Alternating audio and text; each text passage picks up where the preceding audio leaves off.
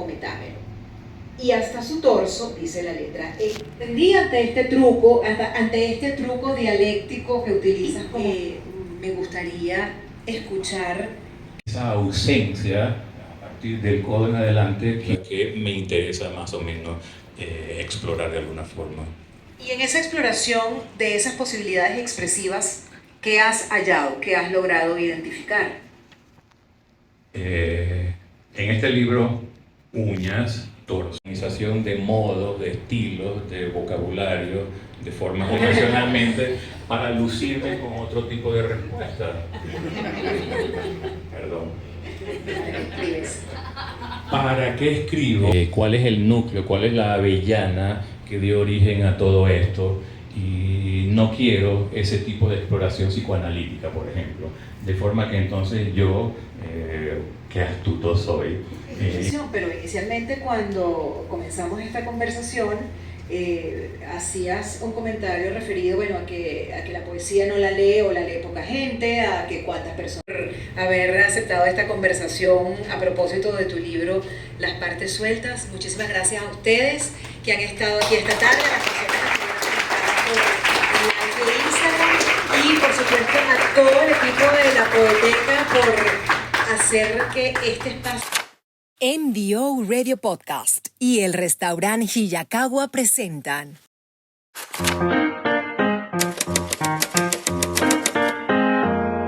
Con el oído en la letra, con Aymara Lorenzo. Buenas tardes. Muchísimas gracias a Jacqueline, que fue la promotora de esta idea, de esta alianza de la Poeteca y Con el oído en la letra. Gracias, Ricardo, por tus generosas palabras. Gracias a todos ustedes que se han tomado el tiempo para estar esta tarde aquí.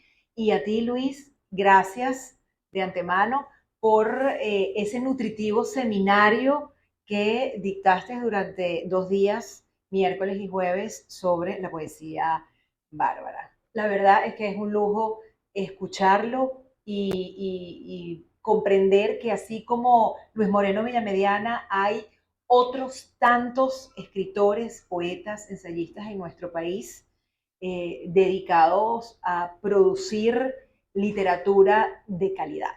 Dicho estas palabras, les recuerdo lo que comentó Ricardo, hay papeles en la sala que les serán entregados para que ustedes también formen parte de esta experiencia con sus preguntas o comentarios que quieran hacer al poeta Luis Moreno Villamediana durante esta grabación.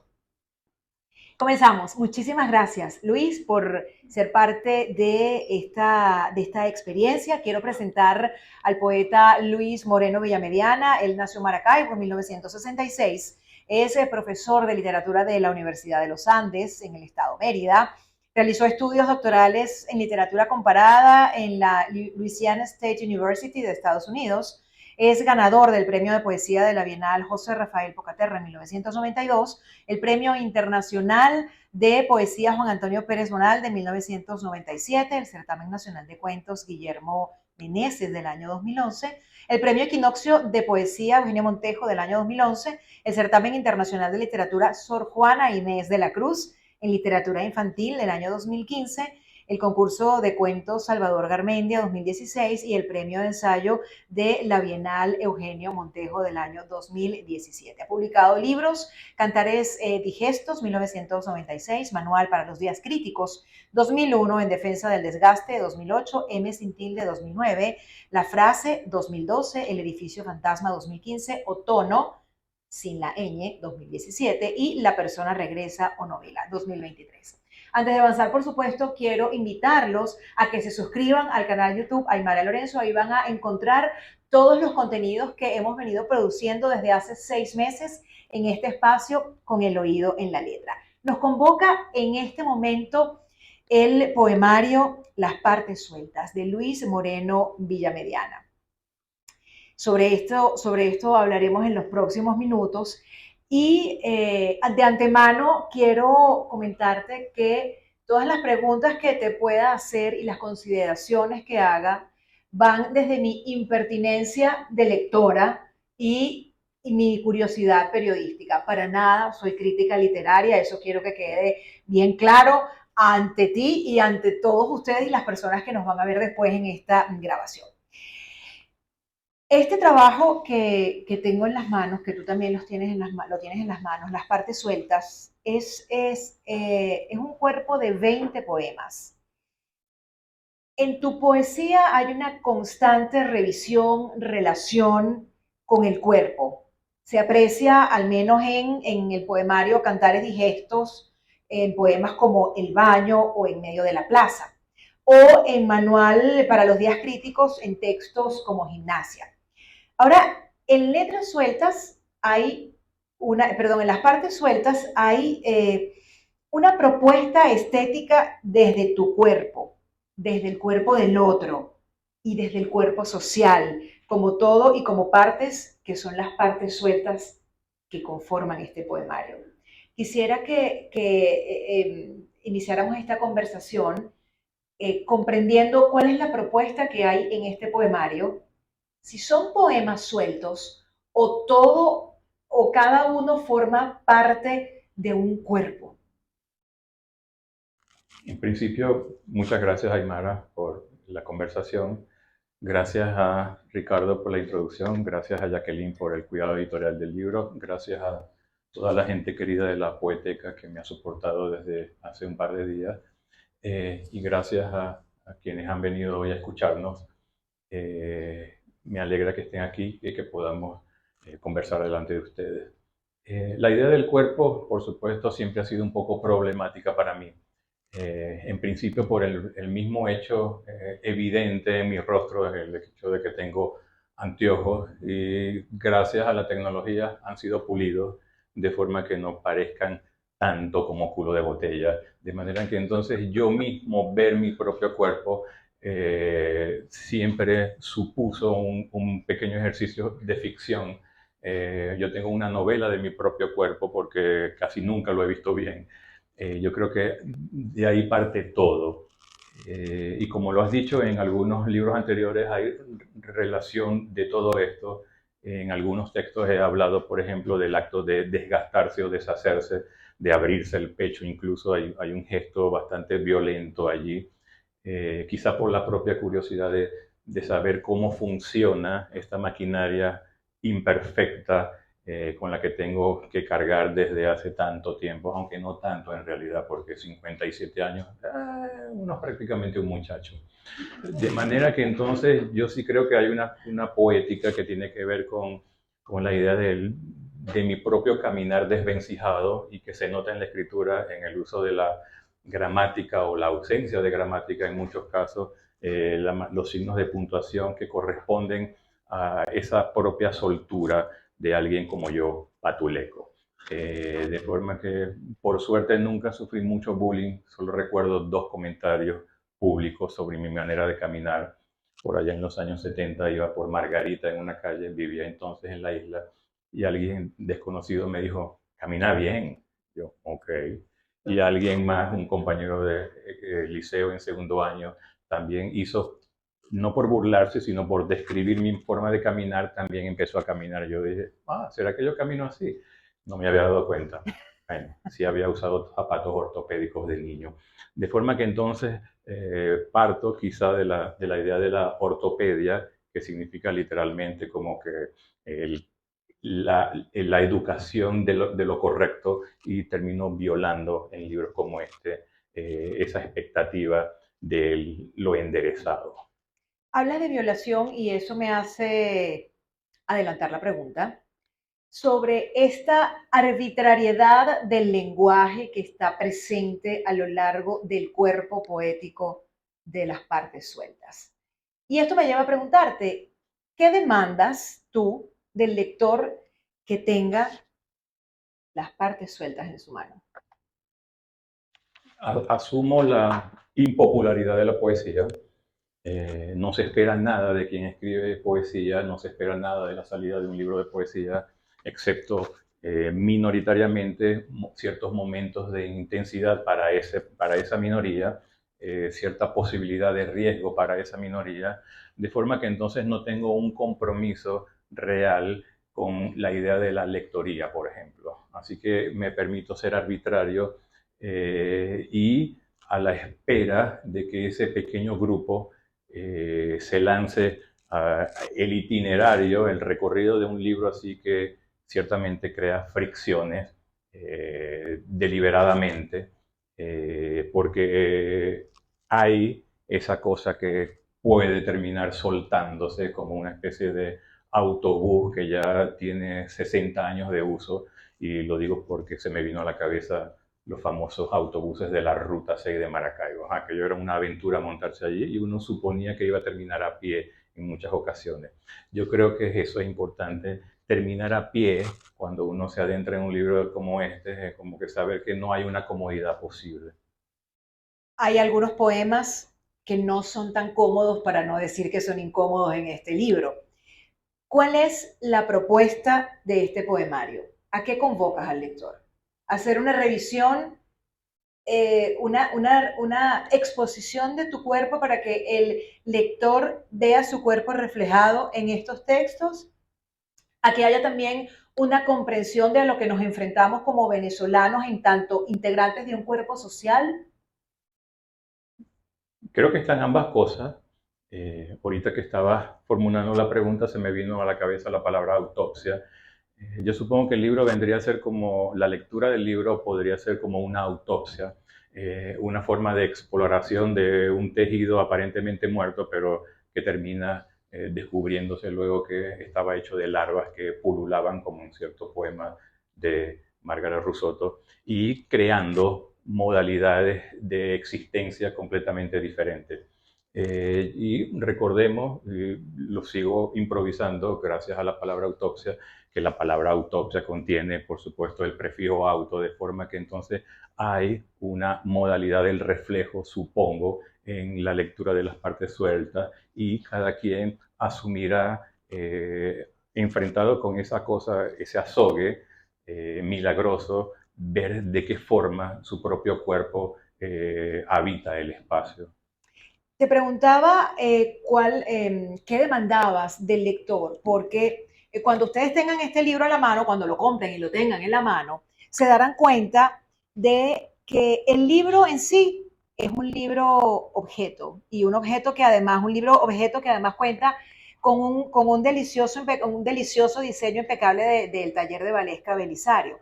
Y este libro lo tengo marcado de esta manera porque, pues bueno, leyéndolo, manoseándolo, conociéndolo, me di cuenta del desafío al que Luis Moreno Villamediana lo reta a uno como lector.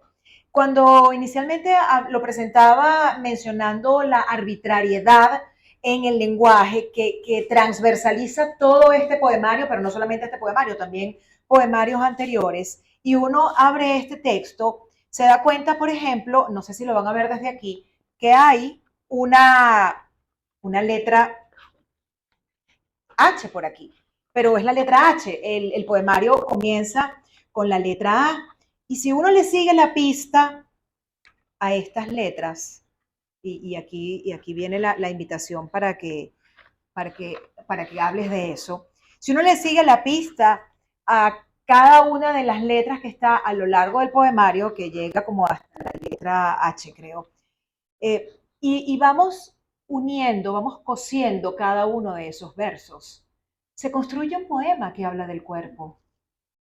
Por favor, está marcada cada una con una... Solo el verso. Solo el verso que está marcado con la letra A, con la letra B, con la letra C. Por ejemplo, bueno, la línea anterior a lo que voy a leer dice, por ejemplo, muy a propósito, A, una mano del basurero para aferrarse al plástico de los juguetes chinos. Este es el botón de encendido, y así va. Y luego dice B, las uñas. ¿Cómo garabateas entonces tu nombre en la tierra o la palabra auxilio? Y luego viene la letra C, las orejas están pegadas debidamente a los costados de la cabeza. Y luego viene la letra D, piernas menos, los quidópodos tienen un par de patas por cada segmento o metámero. Y hasta su torso, dice la letra E, puede nuevamente usarse por dicha.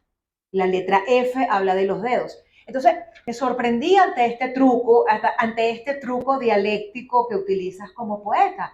Y me gustaría escuchar qué hay detrás de esto, cómo se dispara esta idea y bueno, en definitiva, a que retas al lector con este texto. Si mal no recuerdo, creo que fueron añadidos a posteriori. Tenía los versos más o menos y la enumeración de esas partes del cuerpo humano, uñas, orejas, torso, piernas, lo que sea. Y después dije, bueno, pero ¿por qué no? Si yo soy libre de hacerlo, gracias a la minoría que solo minoritariamente espera leer este libro. Yo dije, pues voy a ir poniendo enumeraciones de forma que entonces se destaque cada uno de esos pedazos y lo voy a hacer alfabéticamente, de forma que termina siendo como una micro enciclopedia de anatomía. Y yo supongo que entonces sí podría hacerse el juego de recortar esos versos que vienen alfabetizados y construir un poema diferente con todo ello. Y lo que terminará entonces siendo es como un Frankenstein textual, verbal, y yo creo que esa libertad se debe permitírsele a quien esté explorando este libro objeto, como lo has llamado. Y este libro objeto es un libro que precisamente invita a que uno decida cómo lo va a leer y en lo personal, sin hacerme spoiler, cuando agarro un libro siempre voy al final del libro como tal. Y resulta que al final del libro es un poema, imagen o una imagen poética. ¿Cómo preferirías llamarla? Imagen/poema. Es esto que está aquí. En el que además lo destacado, el elemento relevante es el negro. Y como tuve la fortuna de poder participar en el seminario que durante 2 días dio aquí en la Poeteca Luis Moreno Villamediana, quisiera conectar esta imagen, el sentido de estas palabras que te invito a leer, con lo negro y con la negritud de la que hablaste en la imagen del Samuro, en la poesía de Márgara Rusotto, en El Cuervo de Salustio González y también en Emira Rodríguez. Bien, voy a leer el componente verbal de esto. Y como soy muy miope, tengo que entonces adaptar la postura de los anteojos para poder fingir que estoy viendo maravillosamente bien lo que leo. Carné de identidad unánime, que toda la población se adecue o se adecue. Un pequeño comentario. Mi padre era medio mañoso a veces con la gramática, entonces, será, y ahora se me ocurre, será que lo mío es una especie de parricidio. En realidad tenía buena relación con él. Mi gramaticalidad, quiero decir. Y entonces yo recuerdo que él nos decía, bueno, esos verbos que terminan en uar, como adecuar o licuar, no se conjugan como licúa y adecua, sino adecua y licua. Y yo jamás en mi vida lo he conjugado de esa forma y tampoco él. Pero bueno, el caso es que jugaba con eso, es una referencia a otra referencia dentro del libro a mi padre que murió en el 2016. La imagen, y lo digo de nuevo, debió incluir el crédito, después fue que se me ocurrió cuando el libro ya estaba editado, proviene de un libro que contiene fotografías manipuladas durante la época de Stalin en la Unión Soviética, a medida que la gente iba cayendo en desgracia con el jefe, pues las fotografías que existían de él rodeado de estos personajes pues iban siendo borradas de forma a veces muy burdamente y las personas, así como terminaban en un campo de concentración, igualmente desaparecían de las imágenes, de todos los archivos. En principio es eso. Y ahora para ir a tu pregunta, pues la idea en el poema de Márgara Rusotto que se llama Definición del Urubú, el urubú es, en Brasil es el samuro, ella lo define como el negro signo. Y yo creo que esa especie de negrura contenida en esta imagen, que también tiene un componente alto, componente político, tiene que ver con eso, el rescate de la posibilidad de esa cierta opacidad que Márgara Rusotto explora en ese poema en particular. La idea de que hay algo ininteligible, hay algo que siempre está deslizándose, que no cabe en nuestro control. De manera que entonces quiero jugar un poco con eso y para vincularlo con una pregunta anterior, pues sí, es una forma también de relatar el cuerpo social y su disgregación. El cuerpo social venezolano y el cuerpo jurídico también como una cosa borrada o borrosa, desgraciadamente vaga, o de la cual se hace un muy vago uso con las consecuencias que conocemos. Los filósofos que disertó en torno al cuerpo. Me voy a permitir leer esto. Para él, el cuerpo era la cárcel del alma en el sentido de que constituye una limitación a los deseos. Para ti el cuerpo, tu cuerpo, ¿es tu cárcel o por el contrario es lo que te contiene y a partir de lo cual eres y creas? Yo me atrevo a decir que el cuerpo es mi alma, no hay otra cosa. No tengo alma, soy un desalmado. Dios mío, pero quiéranme así, por favor. El alma es una especie de cosa especulativa, se supone que hay algo, pero no lo sé. Para mí simplemente es una constelación de imágenes, a veces del pasado, nunca del futuro, desgraciadamente, porque si no jugaría la lotería y ganaría, por supuesto. Pero yo creo que hay que cambiar un poco la tónica tradicional de cierta poesía que se lee muy sublimadamente, el espíritu, el alma, como la cosa trascendente y la única cosa valiosa. Yo soy más o menos del equipo del poeta peruano Jorge Eduardo Ailson, que jugando con un título de San Juan de la Cruz, que dice La noche oscura del alma, él escribió La noche oscura del cuerpo. ¿Y saben de qué iba ese libro de poemas? Sobre la masturbación, por ejemplo. De manera que entonces es el deseo erótico, es el énfasis en lo material, en la corporeidad, lo que me parece más interesante para escribir. ¿Estás reconciliado con tu cuerpo o todavía buscas reconocerte en él? Eh, a veces me pongo a rememorar y yo creo que el punto de quiebre fue el año 1990. Por supuesto, una vez que se burlaron de mí en Margarita, mi compañero, bueno, insisto, para reivindicar a mi compañero de estudio, lo hizo como descripción más que como burla. Y a ese otro personaje anónimo que sí me dijo en la calle que camina bien, eso fue en los 70, por supuesto, había un complejo. De manera que cuando a mí me tocaba en la semana de hacer los mandados, porque mi madre era muy organizada, una semana de hacer los mandados, otra semana de botar la basura, otra semana de llenar las jarras de agua, por ejemplo. Entonces cuando me tocaba hacer los mandados, que tenía que salir del edificio y cruzar el patio del conjunto residencial, que eran 6 edificios, siempre había fulanos de mi edad y mi cabeza siempre decía, están viendo cómo camino y se deben estar burlando de mí. Nunca ocurrió, pero yo creo que a partir del año 1990, y lo recuerdo con mucha claridad, que estuve en Brasil como 3 meses, Brasil, gracias Márgara, gracias Rusotto, gracias Urubú, gracias Negro Signo, yo caminé con tanta libertad por Río de Janeiro que como que de un día para otro desapareció esa relación tormentosa con mi propio cuerpo. Durante el seminario hablaste sobre el temor que sientes a la fosilización del lenguaje. ¿Es esto lo que te lleva a experimentar con el lenguaje en tus propios textos? Y cuando me refiero a experimentación, esto pasa por lo que conversabas precisamente con Jacqueline durante el seminario, de la manera en cómo juegas con el lenguaje, con el estilo, con la sintaxis en cada uno de estos poemas que además soportan la recreación de imágenes. Para comenzar, lo más obvio, no hay fósil vivo. Digamos que los fósiles siempre están sumergidos, soterrados, pueden lucir muy bien dentro del ámbar.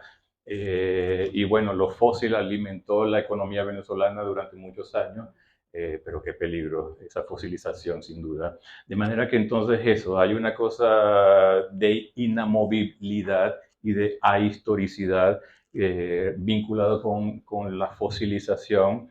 Es como la exaltación y la canonización de modos, de estilos, de vocabularios, de formas de ver las cosas que terminan siendo patológicas triste y peligrosamente patológicas. Entonces, de manera que entonces confío sobre todo en la vivacidad, incluso del error, porque en la equivocación y en el fallo, por supuesto, en el glitch, hay posibilidades expresivas que me interesa más o menos explorar de alguna forma.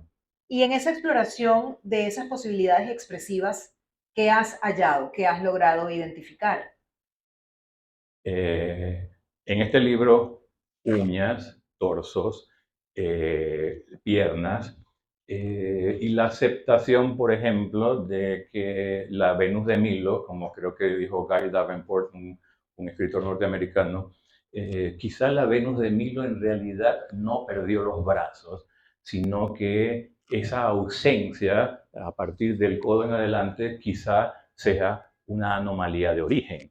De manera que entonces ni siquiera quizás sea una anomalía, sino es una forma anatómica diferente, y yo creo que ya puedo convivir con eso y escribo a partir de esa aceptación también. Escribes a partir de la aceptación, pero inicialmente cuando comenzamos esta conversación, hacías un comentario referido, bueno, a que la poesía no la lee o la lee poca gente, a que cuántas personas puedan o no leer este libro. Entonces, ¿para qué escribes? Me he hecho la pregunta, pero la he cambiado muy convenientemente. Porque cuando uno se hace la pregunta, ¿por qué escribo? Parece que freudianamente uno estuviera tratando de excavar una especie de escena primitiva. ¿Cuál es el núcleo? ¿Cuál es la avellana que dio origen a todo esto? Y no quiero ese tipo de exploración psicoanalítica, por ejemplo. De forma que entonces yo, qué astuto soy, cambié la pregunta de por qué escribo, sino más bien porque ¿por qué tendría que dejar de escribir? Pero es que ¿Para yo no qué te dejar? pregunté por qué escribes, No, yo te pregunté para qué escribes, es con verdad. un claro propósito. Vieron cómo no solo soy miope, sino también tengo fallos de audición ocasionalmente para lucirme con otro tipo de respuesta. Perdón. ¿Para qué escribes? ¿Para qué escribo? No puedo evadirme. No, Bueno, me veo en el escritorio y convivo con alguien igualmente, Carolina Lozada, que tiene su propio escritorio y su mesa por otro lado, y ya no nos hacemos tanto la pregunta para quién escribimos. Quizás sea esa cosa íntima, como si fuéramos monjas de la colonia latinoamericana. Escribimos solo para descubrir qué hay en ese lenguaje que nosotros podamos organizar, ella a su modo y yo al mío, y quizá en alguna vuelta, en un año platónico o algo semejante, termine resultando que lo que ella escribía en realidad eran como anagramas de lo que yo escribo, y que lo que yo escribo sean formas anagramáticas de las narraciones que ella hace. Y en ese grupo de palabras que descubriremos en 20.000 años estarán también los nombres de Olivia, Felisberto, Catire y Domingo, por ejemplo. ellos son los perros y los gatos. Los perros y los gatos. Y bueno, hoy teníamos la preocupación porque Olivia, una perra salchicha de 14 años, andaba un poco mala del párpado, y eso desanimaba a Carolina y me desanima igualmente a mí, pero todo está bien. Las partes sueltas no son partes sueltas, tienen un orden y y forman parte de un todo. Cuando un poeta, que no es este el caso, reúne de un legajo de textos los textos que suficientemente puedan construir un libro, hay un poemario, pero ese no es este caso. Quisiera conocer cómo fue ese proceso escritural, sí, porque además entiendo que desechaste algunos poemas de todo este proceso, pero este proceso que le da sentido de unidad y de cuerpo a las partes sueltas. Son unas partes sueltas que tienen un cuerpo. Sí. ¿Cómo es el proceso? ¿Cómo fue ese proceso de este libro? Este libro en particular, pues, eh, como uno ya deja de preguntarse para quién escribe o por qué o para qué escribe, pues escribe. Es una cosa esférica, autosuficiente a su manera, y uno escribe. Entonces uno va acumulando, claro, ya no con la idea de lo fragmentario necesariamente en el sentido de la variedad displicente que nos lleva a tratar todos los temas, desde las relaciones amorosas hasta la naturaleza y así sucesivamente. Creo que a partir de más o menos el año 2007 por allí, trabajo con ciertos proyectos, digamos con una idea como que el cuerpo, y en este caso eso era lo esencial para mí, la idea de las partes sueltas como una imagen que remitiera al cuerpo, pero es un cuerpo que puede desmontarse y rearmarse de otra forma distinta. El libro, además de los poemas, tiene una cantidad de textos que satelitan como artilugios a los poemas. Algo que durante el seminario explicó Luis con relación a la importancia de los paratextos. Aquí en este poemario hay epígrafes de Susan Howe, una poeta académica y ensayista estadounidense que ha estado estrechamente asociada a los poetas del lenguaje como movimiento.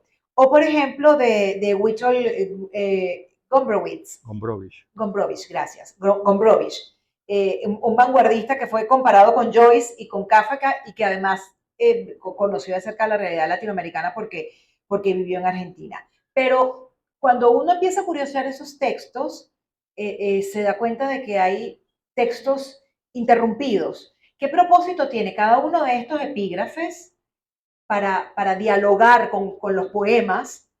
¿Y por qué esta arbitrariedad en la interrupción de los textos?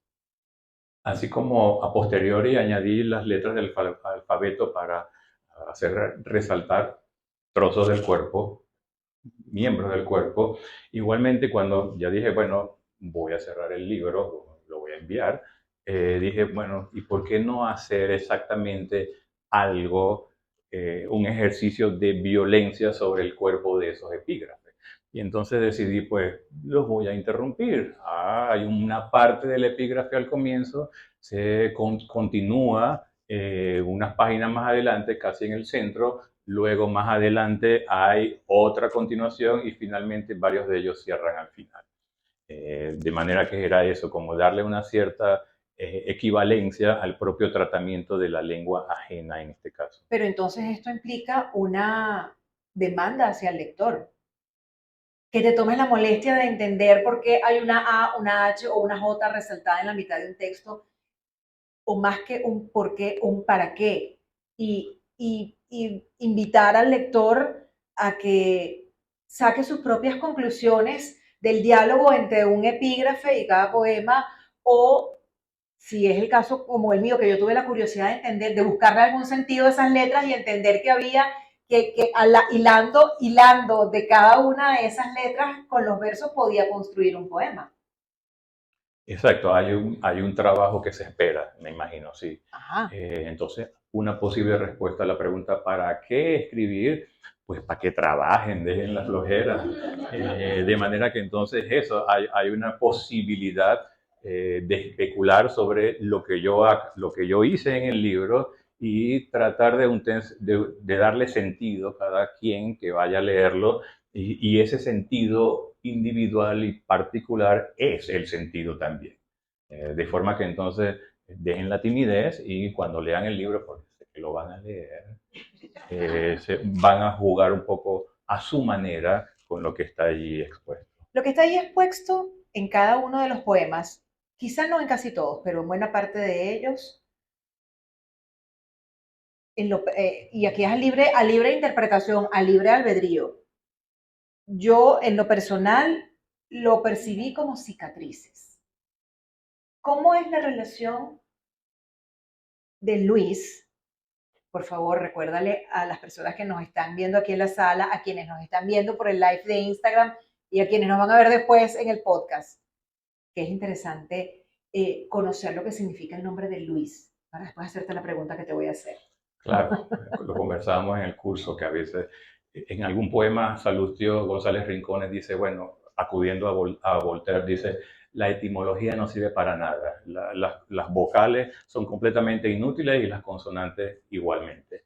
Yo le decía, bueno, no todas las etimologías, uno tiene que echar el agua para su propio molino y dice, la etimología del nombre Luis es guerrero ilustre, eso es lo que significa, de manera que entonces puedo hacer la excepción para mi autocomplacencia. Entonces aquí entro yo, no hay ningún guerrero en este universo que no tenga cicatrices. Y entonces te reitero la pregunta, ¿cómo es hoy día la relación de Luis con sus cicatrices?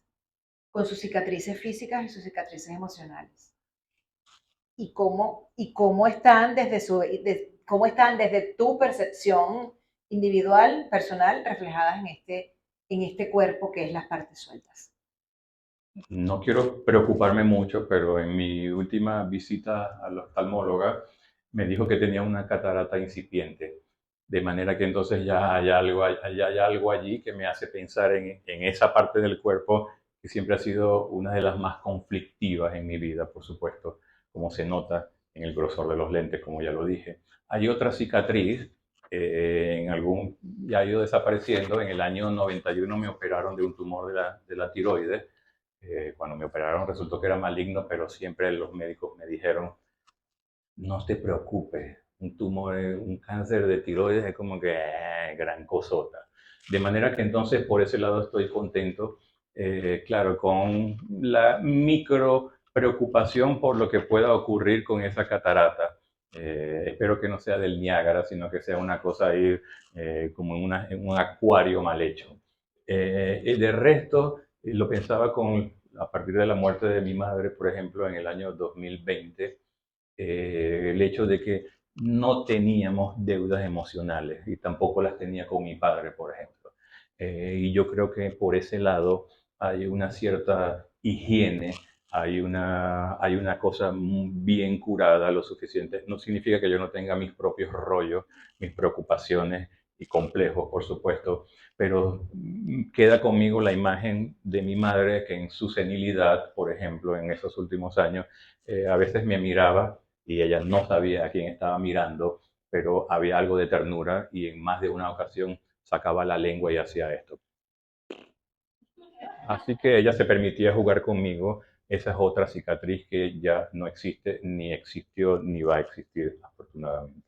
Aprovecho este momento para recordarle a las personas que están en la sala de la Poeteca que si tienen alguna pregunta o comentario, hay unos papeles dispuestos para que ustedes también participen, porque la idea de esta experiencia es que ustedes, además de escuchar, también puedan participar, y la manera que hemos encontrado para hacerlo dentro de la dinámica, así como se hacían los programas en los años 50, Jacqueline. Ajá, que hay público que participa. Bueno, les invitamos a que si tienen preguntas y comentarios, puedan hacerlo a través de las hojas y los lápices que están repartiendo para ustedes. Y para quienes nos están viendo por el live de Instagram, pueden dejar sus preguntas y comentarios en la cajita y Ana Patricia las va a leer para que el poeta Luis Moreno Villamediana pueda responderlas. Hay preguntas que le hago a todos los invitados cuando estamos en el programa de radio o cuando estamos en este tipo de episodios especiales como es el de esta tarde aquí en la Poeteca, para hablar sobre tu libro Las partes sueltas. ¿Cuál es el libro que has leído que te marcó y por qué? Me marcaron varios libros que siguen un poco subsumidos allí, porque yo crecí había una biblioteca en casa, sobre todo libros medio políticos. Había un cuarto en casa que siempre estaba cerrado, que tenía una cama matrimonial y libros forrados. Después descubrimos que esos libros eran de política, de izquierda. Mi padre era de izquierda, por supuesto, en los años 60, 70 y 80. De manera que entonces hay algo de marca en esa biblioteca un poco escondida, y que se va sumando. Esa es sobre todo simbólica, se va sumando a lecturas infantiles. No creo que haya que despreciar, por ejemplo, las historietas de Disney, que formaron parte de mi infancia. No sé dibujar, desgraciadamente, y otras colecciones como la colección Ariel Juvenil, que hacía ediciones abreviadas e ilustradas de los clásicos, y recuerdo sobre todo esa versión de Moby Dick, por ejemplo, ha sido más importante para mí que el Moby Dick real de 700 o 400 páginas, no recuerdo el número, que es una gran novela, por supuesto. Pero es eso, me marcaron a su modo con cicatrices extrañas esa constelación de libros menores, pseudo mayores y así. ¿Cuál es el libro que recomendarías? ¿Él o los libros que recomendarías? Las partes sueltas. Yo creo. Sigan mi consejo, ¿ok? Sigan mi consejo. Bueno, como estamos aquí para hablar, para seguir hablando de las partes sueltas, yo tengo una especial relación con la poesía.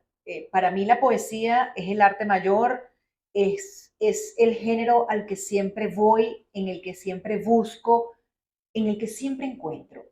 Y tengo un juego con cada uno de los poemarios que llega a mis manos y es tratarlos como un oráculo, acercarme a ellos, abrir el poemario en un libro para conocer qué me quiere decir ese poemario. Y lo hice con este poemario y voy a abrir el poemario en el poema que salió para que tú lo leas, pero después que lo leas, quiero que le ofrezcas a las personas que están aquí escuchándote, las que te están viendo por el en vivo de live y las que te van a oír después, que nos ofrezcas una reflexión sobre lo que hay detrás de ese poema. Porque uno de los asuntos más nutritivos para un lector, para alguien que sigue la poesía, es tener la posibilidad de leer un poema, pero además también de escuchar eso que hay detrás de ese poema de boca de quien lo escribe.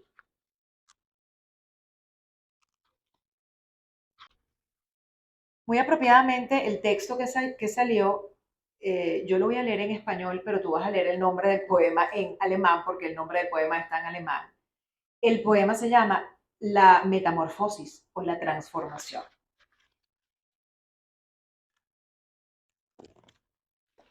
De nuevo a fingir que veo bien. Bueno, en alemán, que es el texto de Kafka, se llama Die Verwandlung.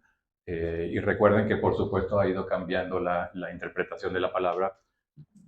Muchos lo leímos como la metamorfosis, en los últimos par de décadas quizás se ha traducido como la transformación. En todas las lenguas ya no se usa la palabra ovidiana metamorfosis, sino transformación. Se sueña con la transformación, no la metamorfosis. Pero los cuerpos de seguridad, pero los cuerpos, a veces dispersan cuanto haya y desgarran, y la carne así se licuiface, va al cielo y no vuelve, o cae como mancha al piso de baldosas. Cuesta tanto drenarse, duele mucho con la espátula quitar el cemento, el asfalto y darle un nombre a aquello, sea botánico o parcialmente representativo o hasta reconocible en la calle o reflejado en azogue. ¿Qué hay detrás de eso? Pues está la violencia estatal, por supuesto, está la violencia individualizada de uno con la inconformidad de su cuerpo, pero sobre todo hay un carácter político en ese poema. Es inevitable siempre rememorar lo que ocurrió en el año 2014, en el año 2017, por todo lo que significó en nuestras vidas y en una ciudad como Mérida que terminaba paralizándose porque es mucho más fácil bloquear las vías de comunicación y murió mucha gente joven tanto allí como en San Cristóbal, por ejemplo. Escucharte decir eso me hace de manera indefectible ratificar que la expresión literaria, la poesía, es una manera de levantar la voz, es una manera de confrontar, es una manera más, y no quiero reducirlo a la queja, sino una manera de alzar la voz. Yo diría, con el siguiente matiz, hay un poema de Rimbaud que se llama el poeta de 7 años, y allí, por supuesto, presenta a un niño malcriado que tiene la apariencia de niño bien comportado, pero cuando la madre voltea, pues le hace gestos y le hace muecas. Y hay una cosa allí grosera, irreverente. Yo creo que ese poema de Rimbaud, poeta, el poeta de 7 años, es un poco la edad precisa con la que se escribe. Yo creo que lo mejor es mantener esa edad de los 7 años a la hora de escribir poesía, porque entonces los resultados serán mucho más bárbaros y eso es lo apetecible. Quisiera ahora que leyeras para nuestras diversas audiencias un poema de este poemario, Las partes sueltas. Este que no es tan largo se llama Ingredientes, necesidades, destino. Se requiere tener con qué escribir la historia propia, digamos, un viaje. Rasga la tierra, cuenta otra cosa, otra historia. Piensa antes de poner sobre la tierra a trabajar las uñas. Con la mano medio echada a perder que salió de unos restos, agarra el Volkswagen chino, de plástico, verde brillante y que prenda. El carrito empieza girando, tropieza con las patas de madera de la mesa del comedor. De pronto detenido se pone a pensar, no da vueltas ahora. ¿Cuántos vamos dentro? ¿Quién maneja? ¿Hace frío? Mejor, ¿a dónde vamos? La pregunta definitiva, como el ser desciendo. Hacia la noche calle, el mugre abismo, la grieta, la ventana, el surco, la abertura en la sola mitad. O con la suelta rodilla sin belleza, traza el relato entre hojas secas de acacia y di que falta. Un pulgar, una pluma, que reposan quizá con las planchas dentales en el talud recodo, el baldío, el huerto de los cenicaballos. Muchas gracias por leer ese texto. Gracias. Como les he comentado, esta experiencia es una experiencia cross media. Voy a leer las preguntas que nos han hecho o que te han hecho a ti las personas que están aquí en la Poeteca. También tenemos un par de preguntas desde el live de Instagram. Más allá de la experimentación con el lenguaje, ¿qué representa para ti el lenguaje? Sigo repitiendo, quizá para burlarme, el lenguaje es la casa del ser. Es la frase heideggeriana que ha utilizado muchas veces incluso Rafael Cadena. Yo lo dudo, porque así como dudo de la existencia del alma, dudo de esa cosa trascendente llamada el ser. De manera que entonces el lenguaje es la casa ficticia del ser ficticio y con esa definición creo que es suficiente. Voy con la siguiente pregunta. Leo textual, estimado Luis. Si la relación con la forma, la constante alteración, se origina de alguna forma por el saber que nadie o casi nadie leerá, ¿cómo variaría si la expectativa fuera otra, si no fuera una minoría? ¿Hasta qué punto o cómo en lo particular la presencia de una sabida lectura influye sobre la forma? Pues si supiera que hay mucha gente esperando mis libros, pues me vendería al mercado, claro.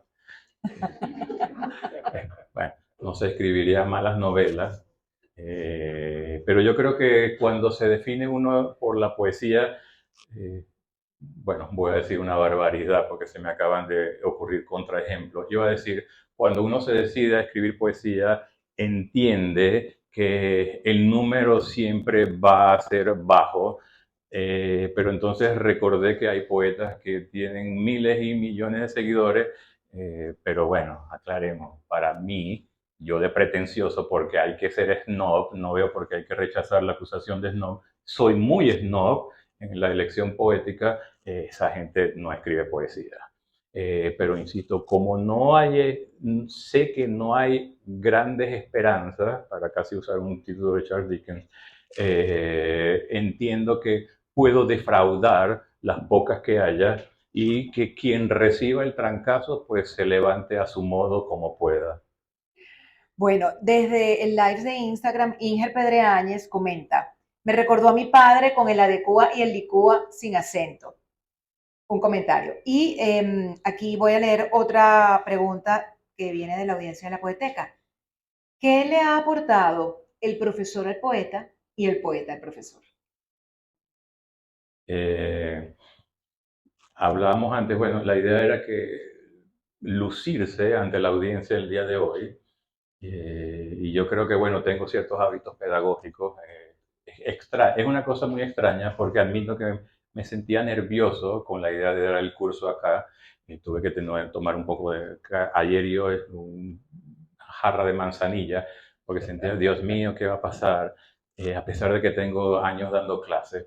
Pero creo que lo que ha resaltado aquí es que, bueno, soy un poeta que puede hablar profesoralmente y eso debería servir de ejemplo para ciertos miembros de la audiencia que no están siendo audiencia en este momento para llegar a la conclusión, wow, qué poeta y qué profesor, y en consecuencia, ¿por qué no le subimos el sueldo?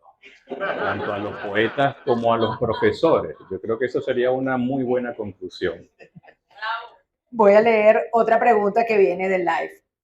Siento que tu escritura parte de cosas concretas, tu cuerpo, por ejemplo. ¿Hay alguna imagen en tu mente dando vueltas a la que acudas de vez en cuando para escribir? Imágenes borrosas, gracias miopía, gracias astigmatismo, gracias visquera. Eh, no una única.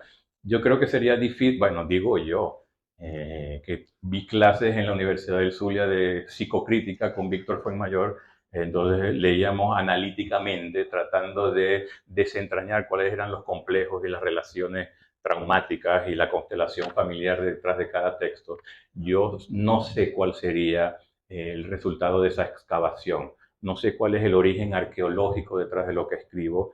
Yo creo que hay muchas cosas rondándome, cosas que, insisto, veo mal, intuyo mal, y termino escribiendo también mal. Bueno, ¿qué se le va a hacer?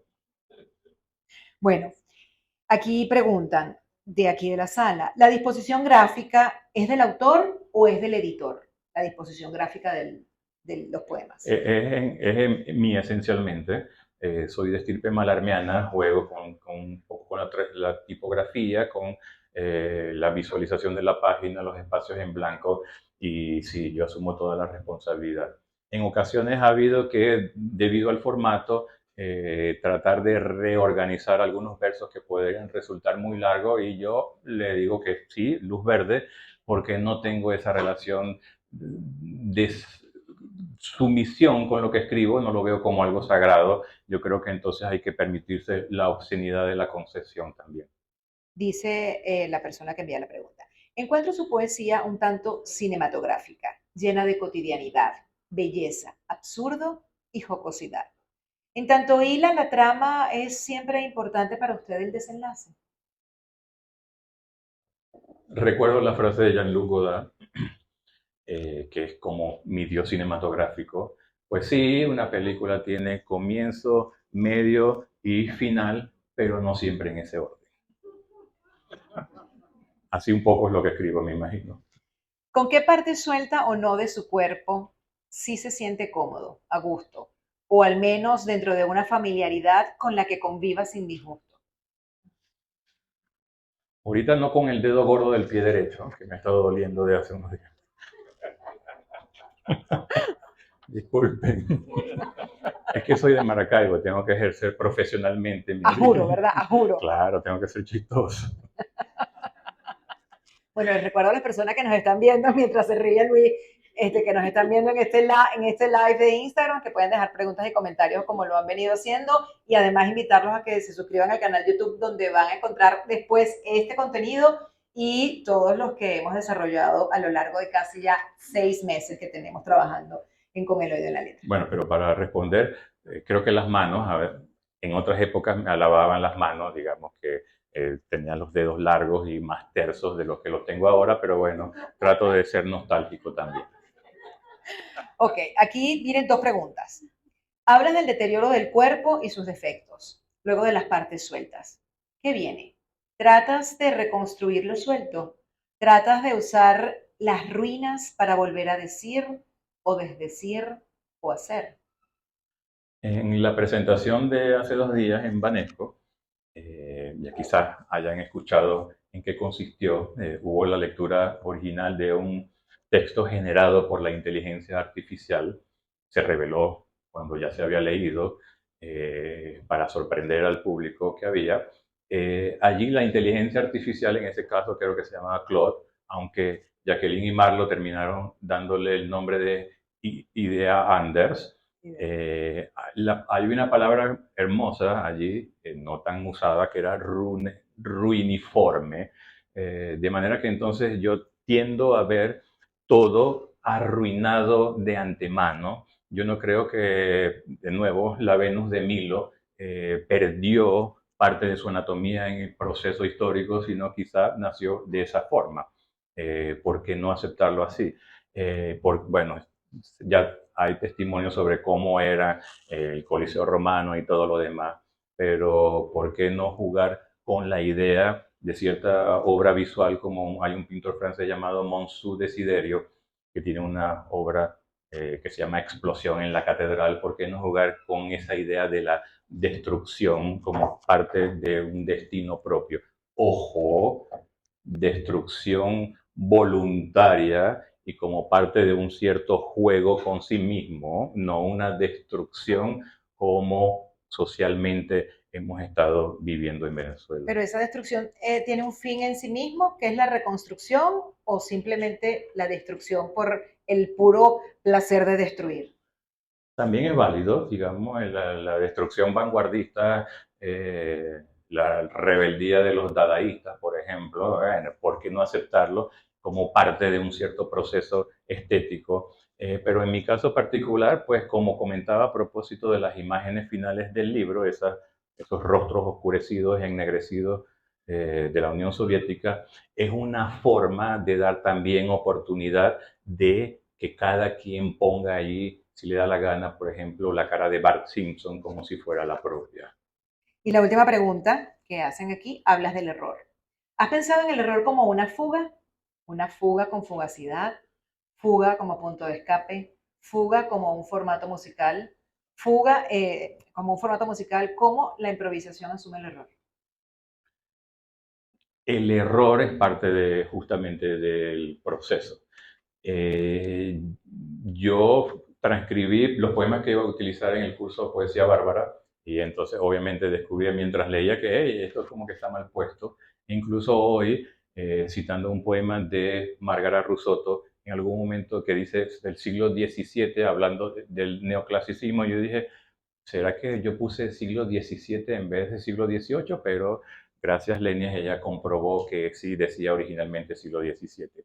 De forma que para alguien que trabaja con mis ojos, ahora uno de ellos con una incipiente catarata, el error es parte del proceso de escritura. Lo hago, pero ya no me frustra. En algún momento decidí, sobre todo cuando escribí la frase, yo voy a echar para adelante, voy a escribir un poemario como escribe César Aira sus pequeñas novelas, que vaya agregándose lo que tenga que agregarse sin necesidad de que yo lo controle. Para finalizar, como a mí me gustan las sorpresas, obviamente a todo el mundo le gustan las sorpresas buenas, no las malas. Como a mí me gustan las sorpresas, yo traje un libro de mi casa para que este libro te hable, porque sé que Emily Dickinson es alguien fundamental en tu vida. Me gustaría que nos contaras primero por qué y luego que ella te hablara, invitándote a que de manera oracular abrieras este tomo de su obra completa, que es su vida y su poesía, para saber qué te dice Emily Muy Dickinson bien. esta noche. Sí, me gusta la idea de la reclusión, ya lo comentaba cuando hablaba de Carolina, ella en su escritorio y yo en el mío, la posibilidad de que escribiéramos para el futuro, y la revolución anagramática que sería que yo termine siendo el autor de sus libros y ella de los míos. Esa idea de claustro, de monja de la colonia, sin el sufrimiento impuesto sobre ellas, por supuesto. No quiero que lo simbólico sea lo constitutivo de lo que estoy diciendo y como valor único. Hay que admitir que hubo un enorme sufrimiento en esas decisiones no propias de esas monjas. Pero en el caso de Emily Dickinson, por supuesto, había algo de voluntad en su manera de mantenerse en casa. De manera que entonces esa constancia de alguien que escribió durante años más de 1000 poemas con un interlocutor parcial y que haya publicado quizá unos 10 en vida y que escribía en sobres, yo creo que termina siendo un poco una suerte de imagen necesaria sobre lo que es escribir poesía. No hay nadie afuera de la casa esperando los poemas de Emily Dickinson, porque nadie sabía que había. Sin embargo, al momento de recibirlos, la gente se consigue con aquellas maravillas, también igualmente juguetonas, lúdicos, no propias de una mujer del siglo XIX norteamericano. Pero está bien que haya sido así, que haya roto todas las expectativas. Y voy entonces un poco a abrir el azar. Conozco esta edición, se publicó en Mérida. Eh, yo corregiría cosas. Alguna vez pensé, ¿y si parto de estas traducciones de Emily Dickinson para echarlas a perder todavía más? Bueno, vamos a ver si el cuerpo me da para hacerlo.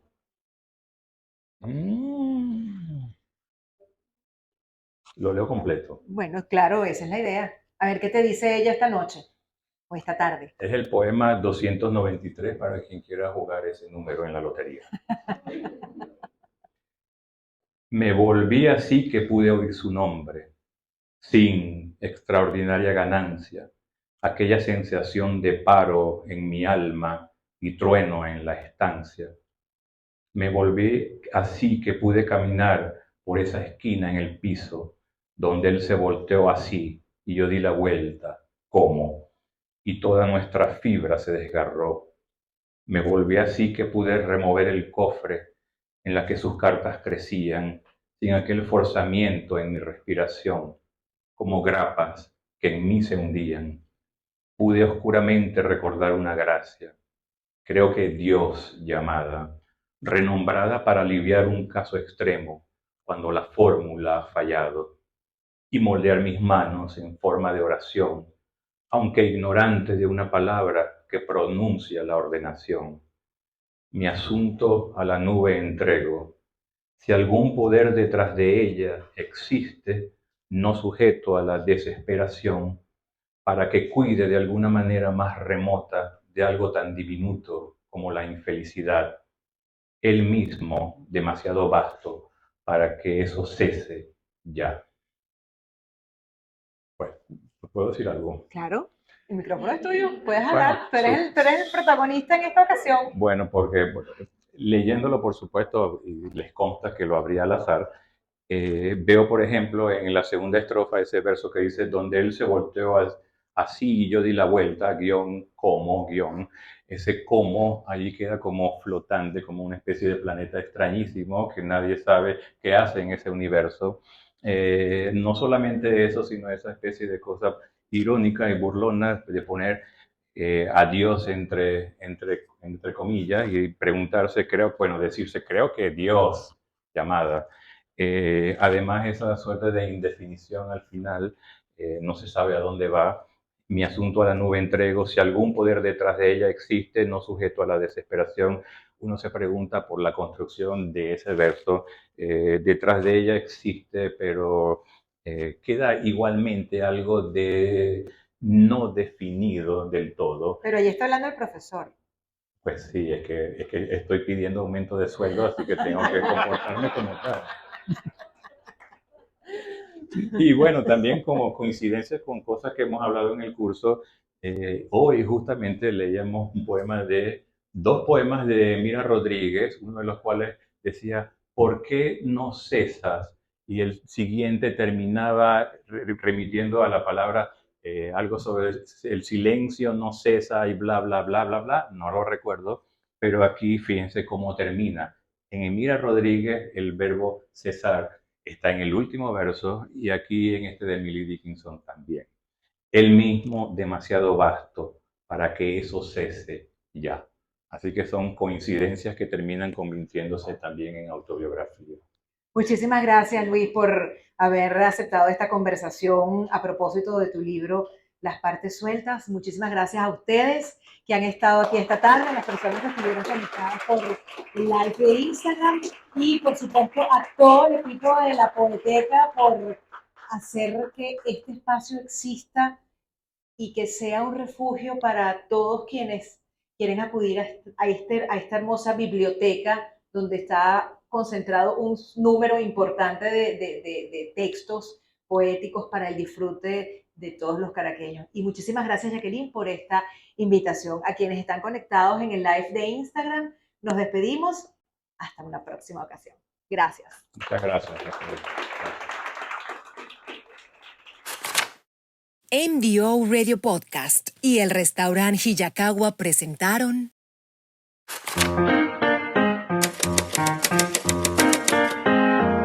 Con el oído en la letra, con Aymara Lorenzo.